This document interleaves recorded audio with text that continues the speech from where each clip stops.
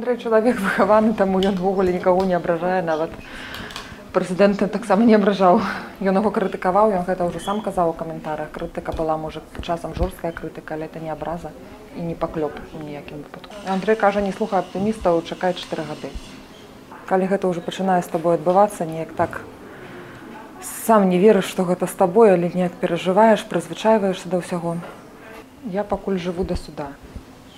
Не ведаю, што за мной будзе пасля суда, як я буду себе паводзіць. Зараз там я планую займацца дзецьмі. Ён кажа заўсёды, што галоўнае дзеці, пераключайся там цалкам на дзяцей. Дзеці маю ў такіх варунках зараз, што старшы даглядае малодшага. Не заўсёды, но часам так. Яна і Яраслаў.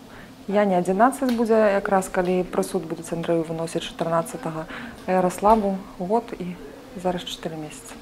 Старэйшая дачка наша, яна ўсё разумее, што адбываецца. Па-першае, яна ўжо дарослая, па-другое, як бы яна расла ў нашай сям'і, і яна вырасла ў такіх ужо умовах. Увогуле не саромецца, яна ганарыцца.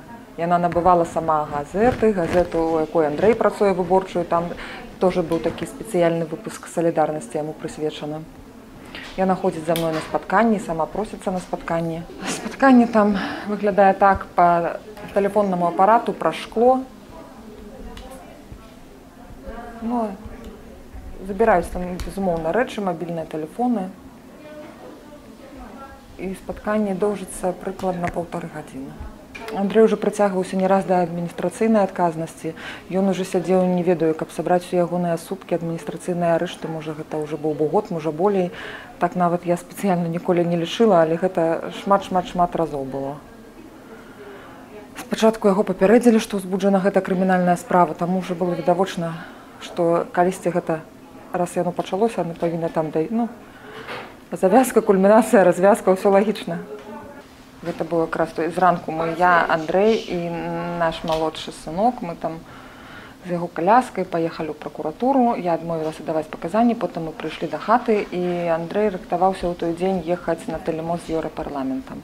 Са сваім калегам па звёнку палякаў яны вечарам паехалі самаходам. Як потым уже аказалася, іх затрымалі раз, яго папярэдзілі, паказалі яму падпіску, што ён не выязны, якую ён адмовіўся падпісваць, потым яны далей спрабавалі ехаць да Менску, яго затрымалі і ўжо не адпусцілі. Ён не планаваў яшчэ сесці ў турму, тады ён планаваў вярнуцца да хаты,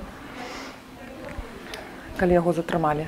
І калі ён патэлефанаваў, сказаў, што не праедзе, што мы як бы ведалі, што пасадзяць, але неяк стараліся да гэтага, я за сябе кажу, рыхтавацца, а тут раптам нечакана ён пазваніў, сказаў, што яго пасадзяць і менавіта вось у гэтую хвіліну.